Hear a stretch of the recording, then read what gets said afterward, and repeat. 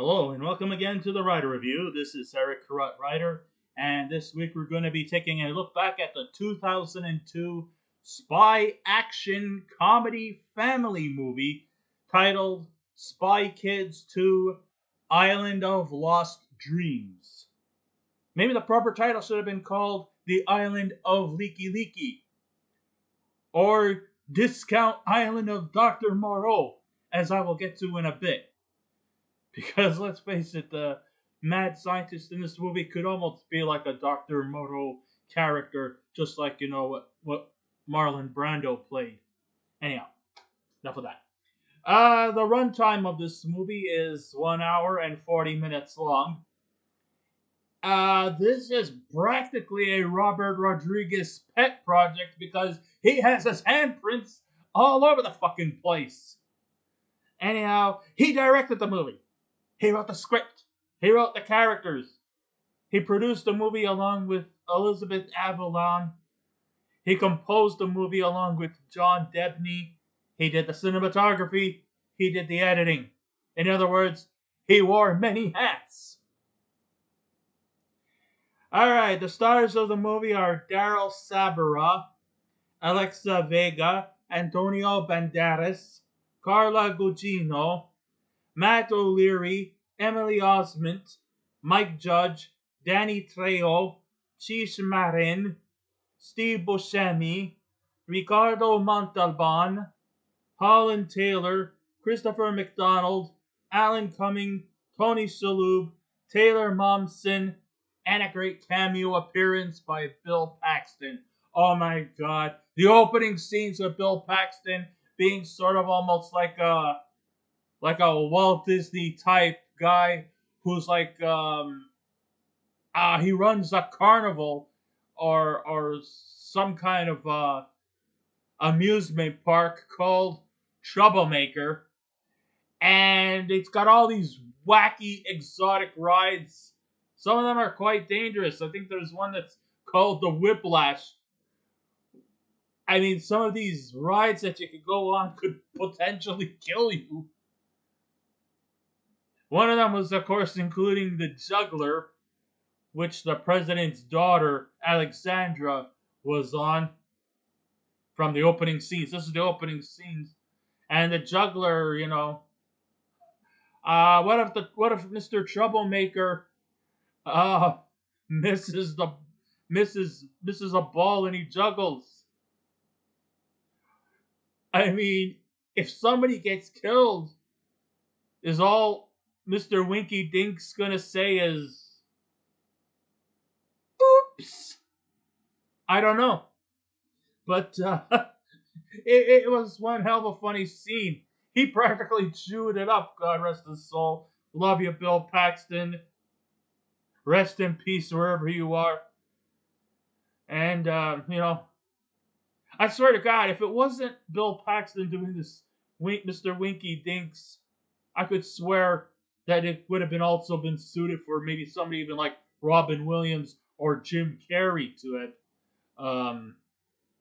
Did Mr. Winky Dinks, even if it was just for a cameo appearance, but still he played it to great effect. Of course, in that scene too, the president's daughter Alexandra, who's really got some kind of attitude to boot. Sure, she's protected by security guard who seems to move in sync to her actions. I mean, she's protected by security, almost like a security prison, so to speak. So then we see her at the top of the juggler, only to wait for the arrival of the Spy Kids to come out. But unfortunately, the Spy Kids are not alone. The organization called the OSS, some kind of organization for secret spies. Well, there's more than one. And the Cortez family are not the only spies out there. Apparently, some of them are almost like embittered rivals. And that's where it comes to the Giggled siblings, consisting of Gary and Gertie Giggles, played by Matt O'Leary and Emily Osment, who rescue them, take them down, take the president's daughter down to her rescue, just so that they could, be at the top of the annals of the OSS, whereas Junie and Carmen Cortez are still stuck at second best.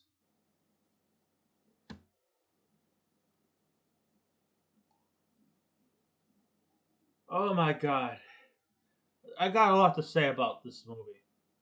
Just like the original Spy Kids, Spy Kids 2 Island of Lost Dreams depends heavily on flashy colors, eccentric gimmicks, flamboyant special effects, cartoon-like villains, snappy dialogue, and a nifty backbone behind it all. But then again, like I said, this is Robert Rodriguez's pet project. He's got his handprints all over the fucking place. This sequel has the equally effective adventure that finds our heroes Carmen, played by Alexa Vega, and her younger brother Junie, played by Daryl Sabara, as they compete against a rival sibling spy duo of Gary and Gertie Giggles, played by Matt O'Leary and Emily Osment, whose father, Donegan Giggles, played by Mike Judge, well, he sort of manipulated his way to take over as the leader of the OSS, the Office of Strategic Services.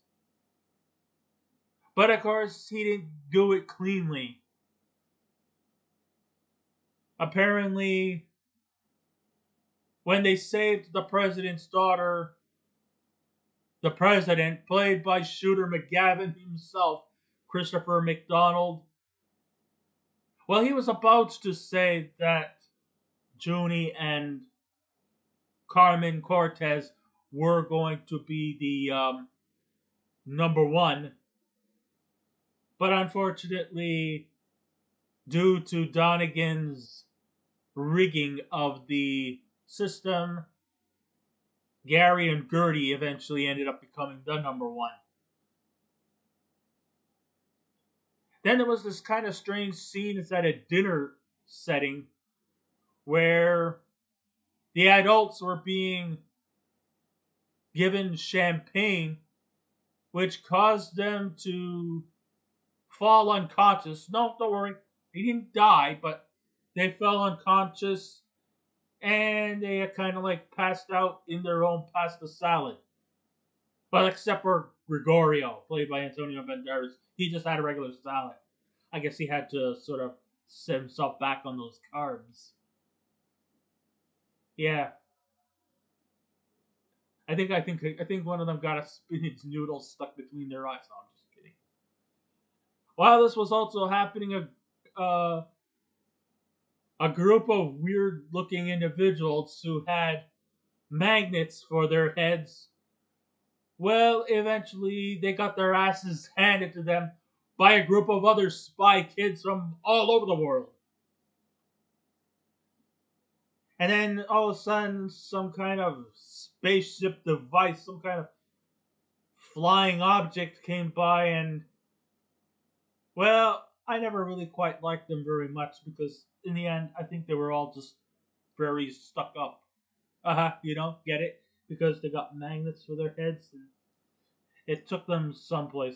Anyhow, the other plot story evolves around an apparatus known as the Transmooker, which has been abducted and is located on the titular place, the Island of Lost Dreams, or as Dr. Romero called it, Leaky Leaky. Anyways, soon the Cortez siblings find themselves on a mysterious island run by a not quite as mad scientist named Dr. Romero, played by Steve Buschemi, with a dangerous weapon that could potentially cause global destruction. It could wipe out all electrical apparatuses. And if that's the case, what would I be doing right now? What would anybody be doing right now? Probably just sitting down in the dark doing shit all. So, under the leadership of Robert Rodriguez, who's all over the place, he truly made this sequel one he could truly call his own. And I mean that probably in the greatest of respects. But nonetheless, he directed, he wrote the script, he produced, he composed, he edited, and was responsible for the cinematography. His color choices represent quite in sync towards his Hispanic culture, which features beautifully painted sculptures seen in the souvenir shops on display, just asking and begging for you to own one of them. And that includes a miniature zoo with strange hybrid animals, which I will kind of talk about. That's why I said before about Dr. Romero being, kind of like a Dr. Moreau type of character, which I will get to. There is a lot of Mexican American culture heavily featured themes. From the backgrounds to the main characters in the film, and even a supporting role from one of the greatest Hispanic American performers that ever lived. That's right, I'm talking about Ricardo Montalban, who was confined to a wheelchair, but his wheelchair has the ability to whirl like a helicopter, as we would see in the later scenes when they find when the senior Cortezes finally make it to the island of Leaky Leaky so that they could send Junie and Carmen back home. And to also have a final showdown, which turned out to be kind of anticlimactic. Knowing that this movie could have had a nice, dynamic, electrifying fight between two spies. But no gadgets, no gadgets, no cool objects. Sure, they exist in the movie, but the final showdown just ends up having Donegan Giggles taking on Gregorio Cortez mano a mano. That's right. They just decide to just duke it out. Use punches, kicks, and other type of wrestling moves you would see in a WWE ring.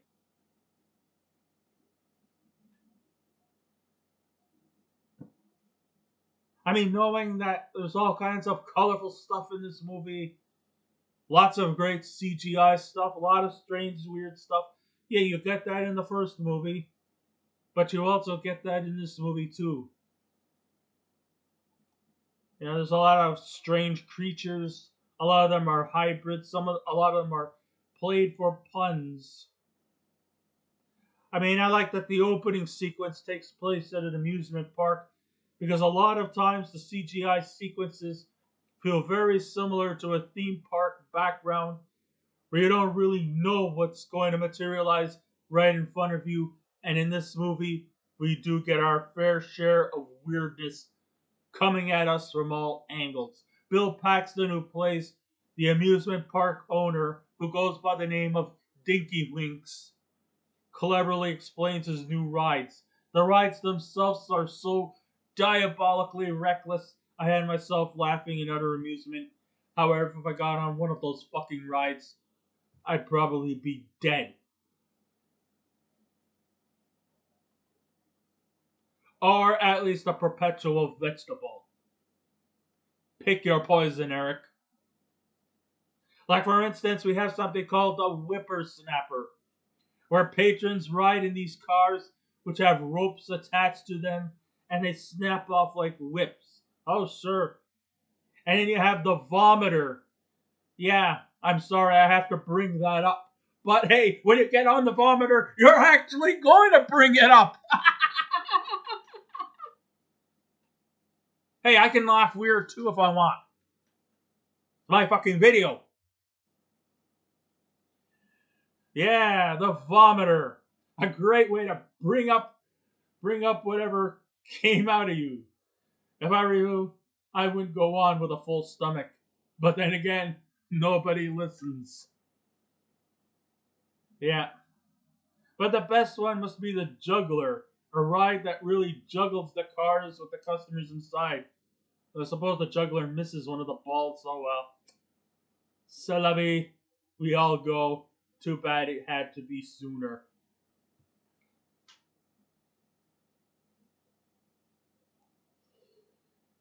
So in one prominent scene, we see the president, Christopher McDonald's daughter, Alexandra, played by rock star Taylor Momsen. Well, she's a rock star now, even though in this movie it's hard to imagine.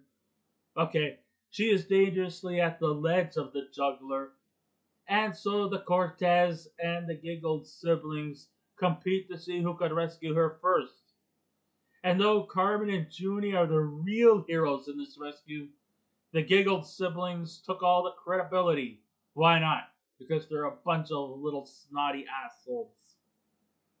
This rivalry would be the catalyst that would lead them to the island of lost dreams. Well, at least the Cortez family actually successfully made it there.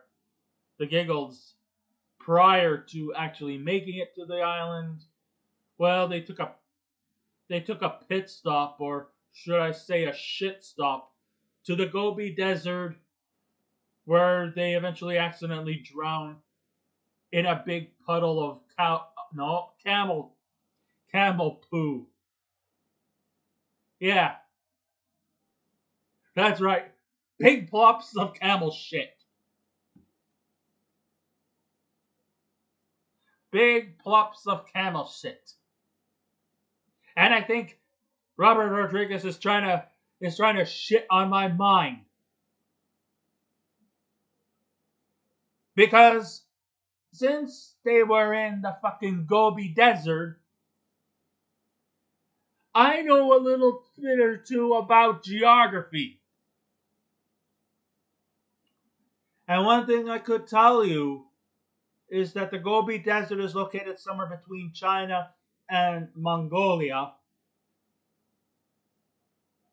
And for the record, to all those who want to be fully educated, there is no camels in the Gobi Desert.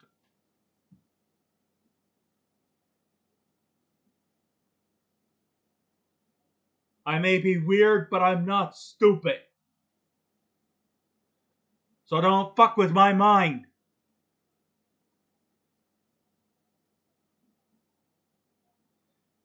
With the intentions of leading towards espionage thriller, some of the fantasy sequences, combined with weird characters, and boy do we got a few of them.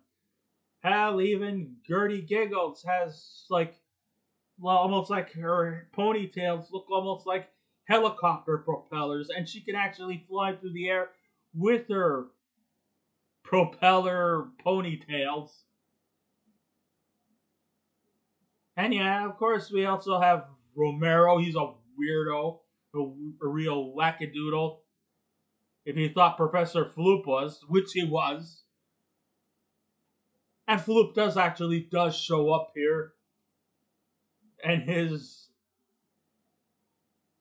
Oopa Loopa wannabe character, played by Tony Shalhoub, is there too.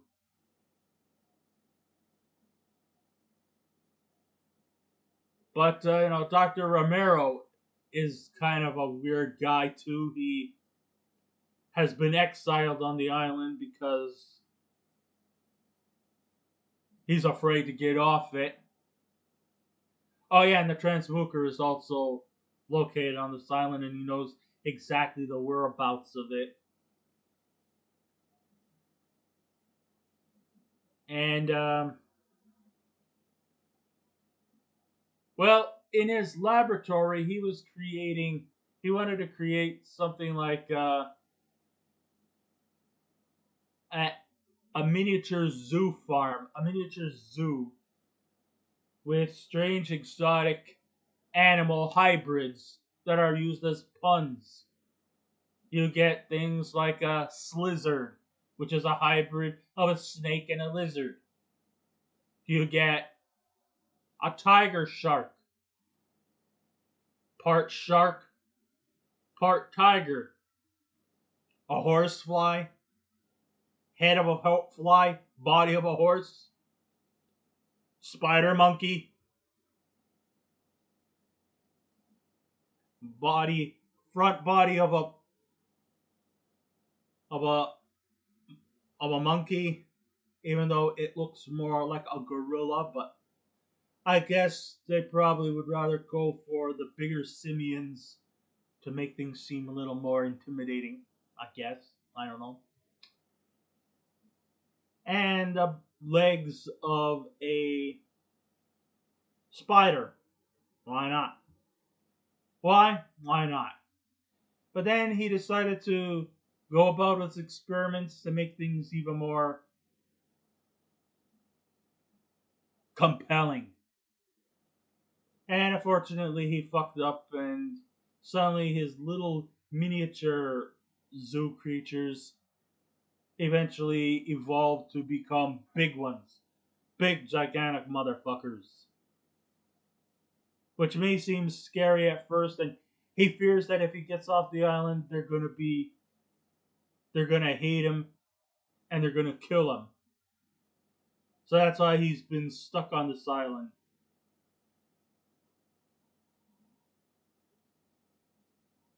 And of course, he knows the whereabouts of the transmooker, and he leads Junie and Carmen on this dangerous mission. But of course, there's also they go on some little bits of like a Indiana Jones type of missions where they sort of have to solve some puzzles, go into some kind of weird situations. They go into a cavern where they can actually read each other's minds. Oh, by the way, did you know that Carmen's feet smell? Anyway, no. Anyways, we're not going to go into that. But they actually were communicating through the use of their minds without actually using their mouths. You get these kind of quick jokes like that too. And actually, believe it or not, from a Spy Kids movie, Dr. Romero, weird or not, actually asks something that's quite philosophical. Does God hide out in heaven for the fear of the things that he's created? You know what? That's a fucking good question. Does he? You never see God, right? Maybe he's hiding out from the things he's creating. Maybe he got scared shitless when he made the giant lizards. And then when they got their asses blown up by a giant meteorite, the giant mammals took over. And I guess he was also frightened by them too. So he demoted them to kind of miniature size. And then he probably is hiding from the worst creation he ever created. Yeah, I'm looking at all of you. The human race. Me too. Guilty. When you think about it, we're worse than the dinosaurs. Don't think you're not, because you are.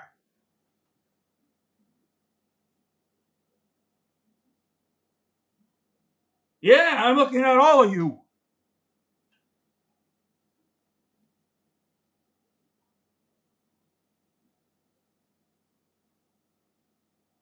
Anyways, enough of that.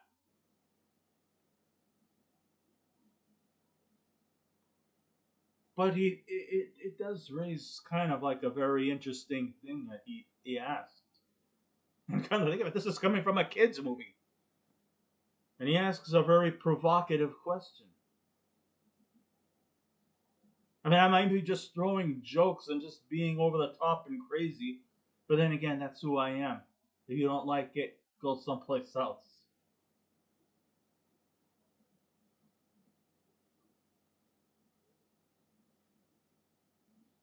But yeah. So, with the intentions of leaning towards an espionage thriller with some fantasy sequences combined with weird characters, strange creatures, and kooky gadgets, including a watch that does everything. It organizes your homework, has internet connection, is everything that you ever asked for, has TV, everything, except for one thing: your watch doesn't tell time. Remember that scene where Carmen and Junie are going down what looks like some kind of bottomless pit that looks like they're going to the bottom of a volcano, and you would think that any second now they'll be drowning in lava. Carmen asks Junie,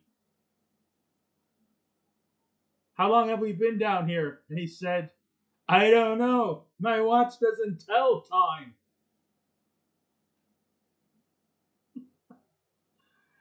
Oh god, this movie is full of these one-liners.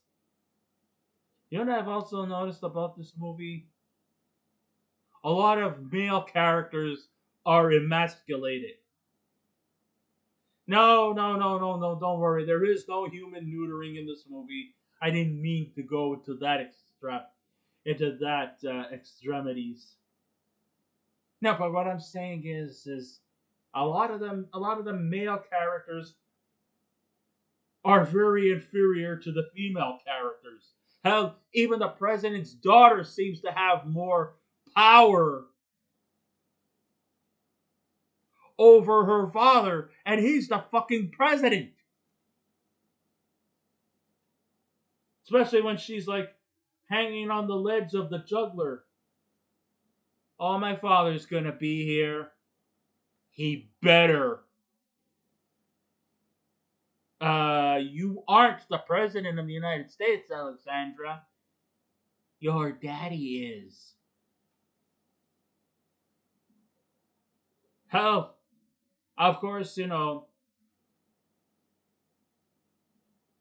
Carmen seems to actually have more strengths and smarts than her brother Junie, although he does do a killer ballet. But then again, I'm not a big fan of ballet. So what the fuck do I know? And yeah. And also oh, Gertie. Gertie, I mean everybody likes to think that Gertie might be the little sister, but she's also the stronger, the smarter, and the more level-headed sister. Hell, she even has more pull than even her own father.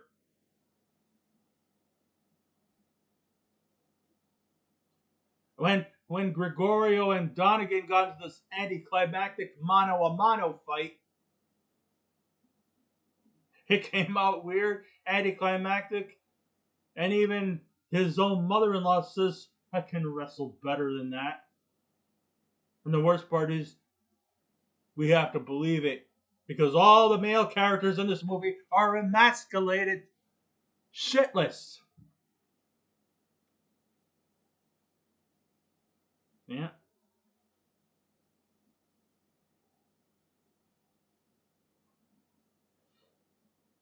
But I really got to admit, Steve Buscemi really did turn in a great performance here as Dr. Romero.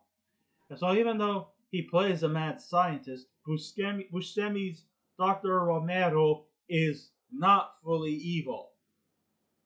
He's just a loner type who's preoccupied with his earth-destroying contraptions, mainly these animal creature hybrids who he advanced.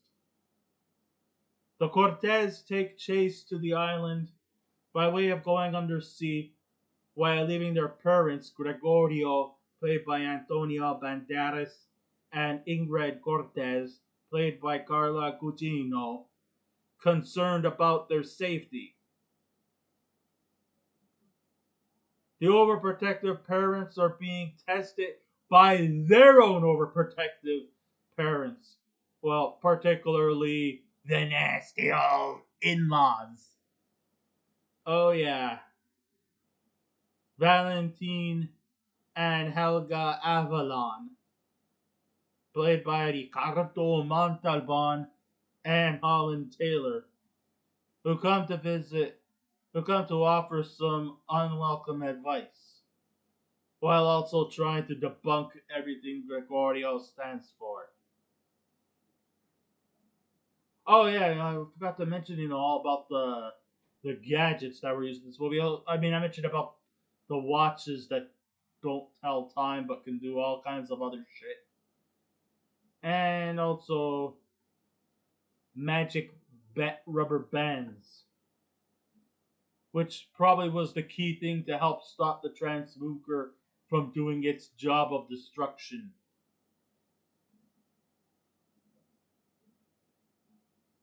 Oh yeah, and the magic band can also pinch your face if you talk smack at me.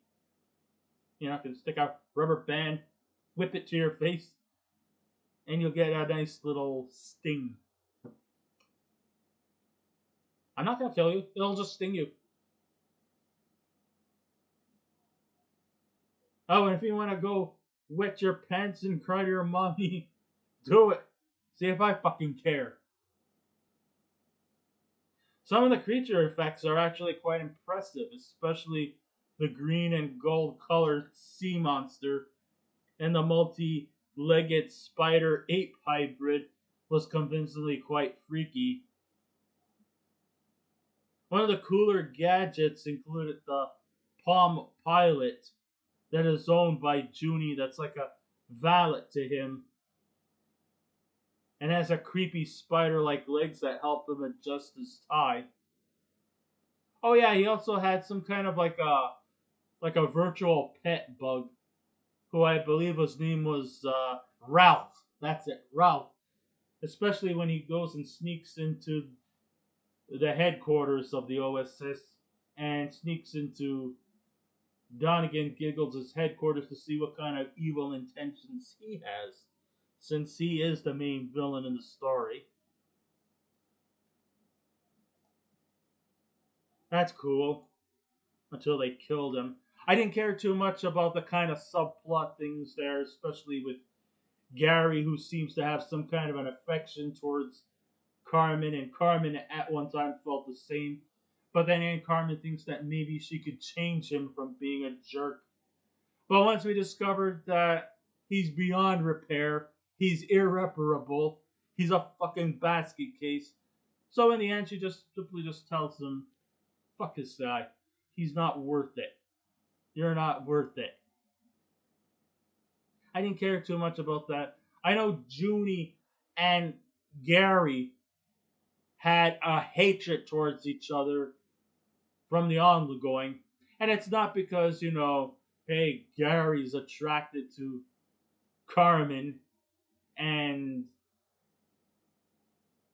is trying to, push him aside. No. Junie just practically just hates Gary because he's an asshole. The exchange in dialogue might fall within the territory of parody, especially when the Cortez siblings are in search of the transmuker, a deadly weapon that could cause annihilation of our entire planet. With the sequel, the popular Spy Kids series, overall it's a great movie that follows the same pattern of being a James Bond movie for the younger age demographic. I wonder what would happen if the franchise continues to move forward as Junie and Carmen become parents with their kids following a legacy of super spies, and they become the parents and their parents as grandparents. Now that's something to think about. And I think we actually, well, it launched two more sequels after that, but maybe it would be best if you just didn't watch that one. Because from what I heard, those movies are pieces of shit that Christopher McDonald can have for breakfast.